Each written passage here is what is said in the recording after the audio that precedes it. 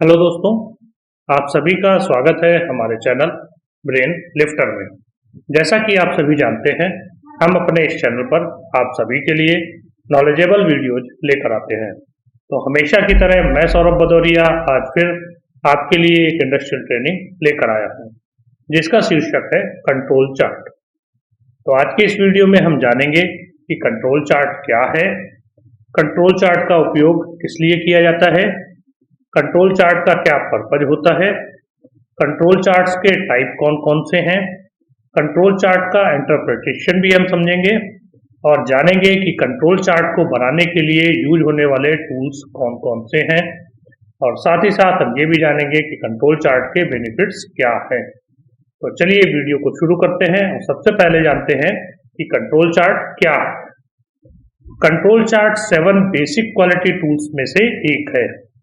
Control chart को शेवहार्ट chart के नाम से भी जाना जाता है। कंट्रोल चार्ट कई ग्राफिकल टूल्स में से एक है, जिसका उपयोग आमतौर पर क्वालिटी कंट्रोल एनालिसिस में किया जाता है, ताकि यह समझा जा सके कि समय के साथ कोई प्रोसेस कैसे बदलती है। या दूसरे शब्दों में कहें तो कंट्रोल चार्ट का उपयोग क्वालिटी कंट्रोल में टाइम के साथ डेटा डिस्प्ले करके, वेरिएशंस की पहचान करके और नॉर्मल और एबनॉर्मल वेरिएशंस के बीच डिस्टिंग्विश करके प्रोसेस की मॉनिटरिंग और कंट्रोलिंग के लिए किया जाता है। कंट्रोल चार्ट स्पेसिफिकेशंस को मीट करने की एबिलिटी के टर्म में प्रोसेस के परफॉर्मेंस को डिस्प्ले करता है। कंट्रोल चार्ट यह निर्धारित करने में मदद करते हैं कि कोई प्रोसेस सही ढंग से काम कर रही है या नहीं, ट्रेंड्स की पहचान करके और बहुत देर होने से पहले नेसेसरी करेक्टिव एक्शंस ले सकते हैं हम कंट्रोल चार्ट को इंप्लीमेंट करके। तो इस तरह हमने ये समझा कि कंट्रोल चार्ट क्या है।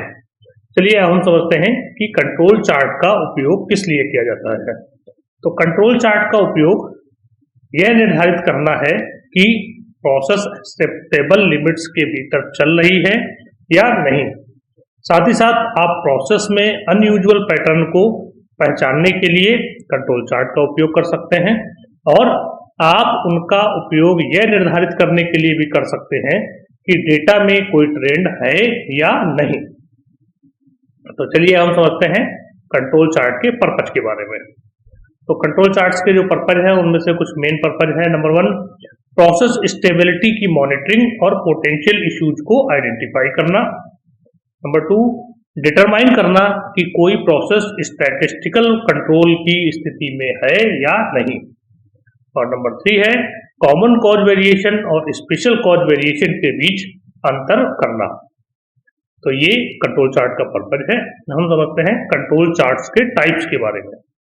तो कंट्रोल चार्ट्स के जो टाइप है, या हम कहें डेटा का टाइप और सब ग्रुप साइज के आधार पर अलग अलग कंट्रोल चार्ट यूज किए जाते हैं। तो डेटा कितने तरह का हो सकता है? डेटा 2 तरह का हो सकता है, वेरिएबल और एट्रीब्यूट। तो हमें पहले ये देखना है कि डेटा किस तरह का है, वेरिएबल है या एट्रीब्यूट है, और सब ग्रुप साइज क्या है ये देखना है, और इसके बेसिस पे हम ये डिसाइड कर सकते हैं कि हमें कौन सा कंट्रोल चार्ट यूज करना है। तो जो वेरिएबल डेटा के लिए आप सब ग्रुप साइज के आधार पर x बार R चार्ट, x बार S चार्ट या XMR चार्ट एक टाइप के कंट्रोल चार्ट का उपयोग कर सकते हैं। यानी कि क्या है कि जो वेरिएबल डेटा है उसके लिए जो चार्ट यूज होते हैं उनमें से कौन कौन से हैं? x बार R चार्ट, x बार S चार्ट और x बार या XMR चार्ट, ये चार्ट यूज होते हैं। अगर एट्रीब्यूट डेटा की बात करें तो एट्रीब्यूट डेटा के लिए यह इस बात पर निर्भर करते हुए कि डेटा डिफेक्ट काउंट या डिफेक्टिव काउंट से संबंधित है, और यह भी कि सब ग्रुप साइज कांस्टेंट है या वेरी करता है। आप C chart, U chart, NP chart या P चार्ट का उपयोग कर सकते हैं। तो इस तरह अगर हम ओवरऑल बात करें तो वेरिएबल चार्ट्स में या वेरिएबल डेटा के साथ में जो चार्ट या कंट्रोल चार्ट यूज होते हैं वो कौन कौन से हैं? x बार R चार्ट, x बार S चार्ट और MR चार्ट। और अगर एट्रीब्यूट डेटा के साथ में बात करें तो कौन कौन से चार्ट यूज होते हैं? C chart, U chart, P chart और NP चार्ट। बाकी इसके लिए हमें ये कंफर्म करना है कि डेटा का या सब ग्रुप साइज क्या है, उसके बेसिस पे हमें इनमें से कौन सा चार्ट यूज करना है ये डिसाइड कर सकते हैं। तो चलिए, अगर कोई कंट्रोल चार्ट हमारे पास है तो उससे हम कैसे इंटरप्रेट कर सकते हैं ये समझ लेते हैं।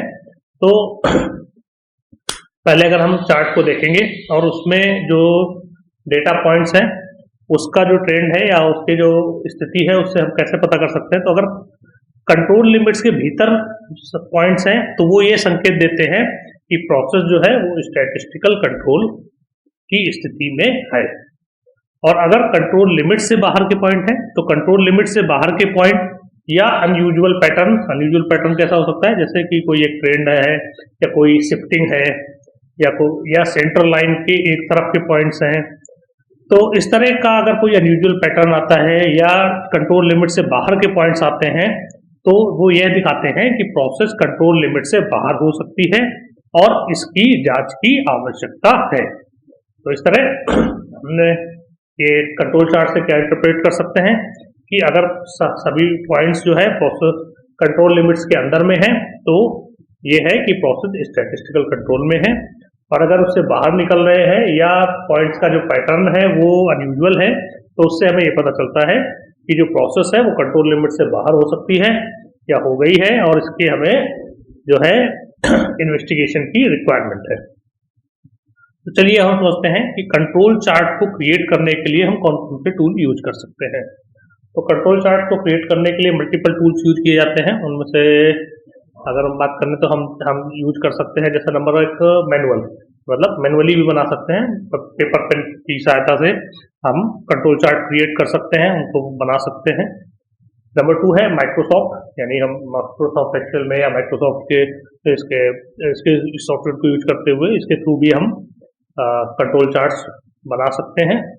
और नंबर 3 है मिनी टैब सॉफ्टवेयर के थ्रू भी हम इस तरीके की स्टैटिस्टिकल जो चीज़ें हैं या स्टैटिस्टिकल जो चार्ट्स हैं वो हम ड्रॉ कर सकते हैं या उन्हें बना सकते हैं।